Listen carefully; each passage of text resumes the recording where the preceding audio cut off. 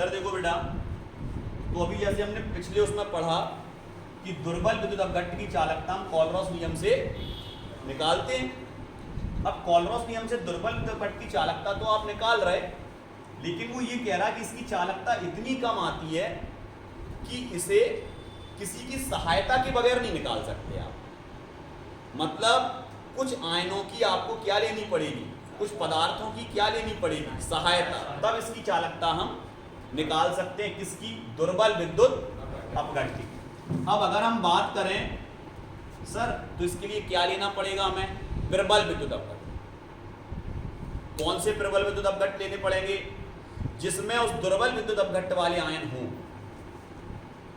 तो प्रबल विद्युत अपघट्ट की चालकता तो पहली से कैसी होती, ज्यादा, क्योंकि वो कैसा होता है, पूर्णतः आयनित।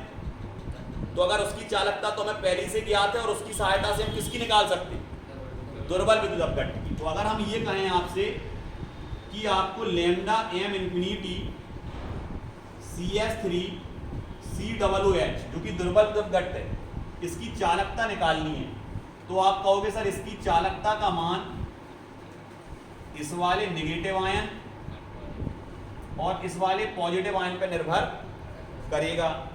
और इसको हमें क्या करना है, क्वेश्चन मार्क, ज्ञात करना है। क्लियर।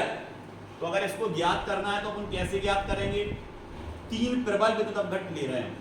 पहला ले रहा है ये प्रबल है, दूसरा ले रहा है ये प्रबल है, तीसरा ले रहा है ये प्रबल है। ये तीनों विद्युत अपघट्ट कैसे हैं, lambda m infinity, lambda m infinity, lambda m infinity. Clear. तोड़ो इसको आयनों में, तो आप कहते हैं तोड़ दे रहे हैं, जो टूटे एस हो,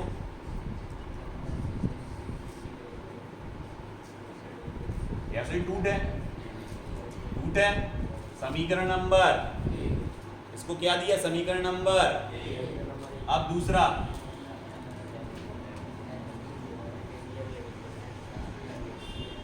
समीकरण नंबर,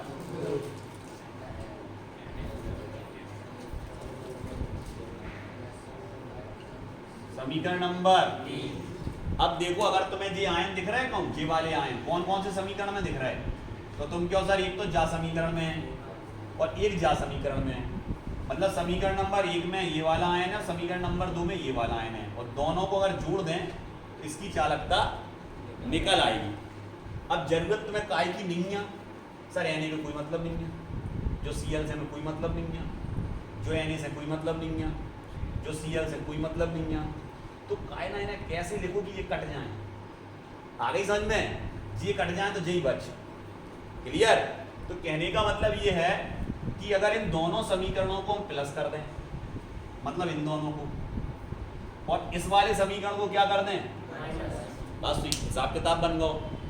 क्लियर। तो हम क्या लिखेंगे, हम लिखेंगे लैम्डा m इंफिनिटी CH3COOH, इसकी चालकता को निकालने के लिए हम इनको जमाएंगे।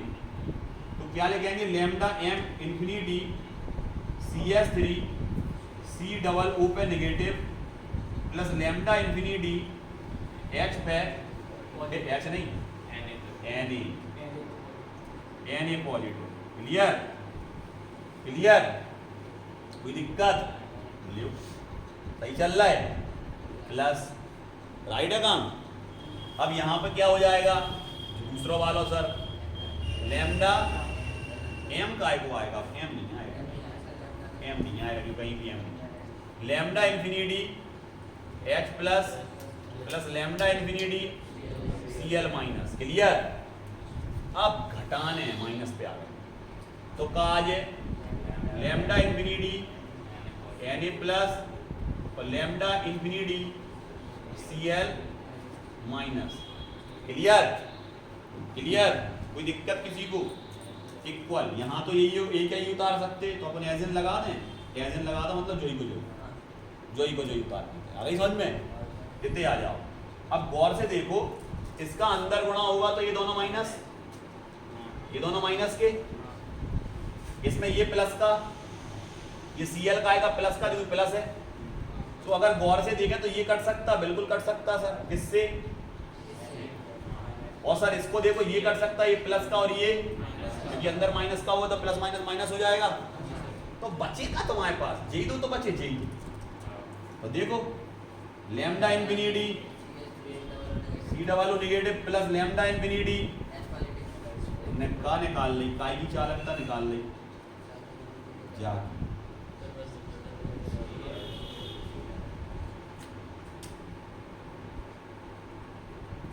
कौन के नियम से? कोलरॉस को पहलो उपयोग का है, प्रबल विद्युत अपघट्यों की सहायता से हम दुर्बल विद्युत अपघट्य की आणविक चालकता ज्ञात कर सकते हैं। क्लियर? किसकी सहायता से? प्रबल विद्युत अपघट्य की सहायता से हम दुर्बल विद्युत अपघट्य की आणविक चालकता करके बताई। समझ गए? ये तीनों कैसे होते? प्रबल निकाली काय की, राइट। आगे अच्छे से समझ में कोलरॉस नियम बेटा। क्लियर?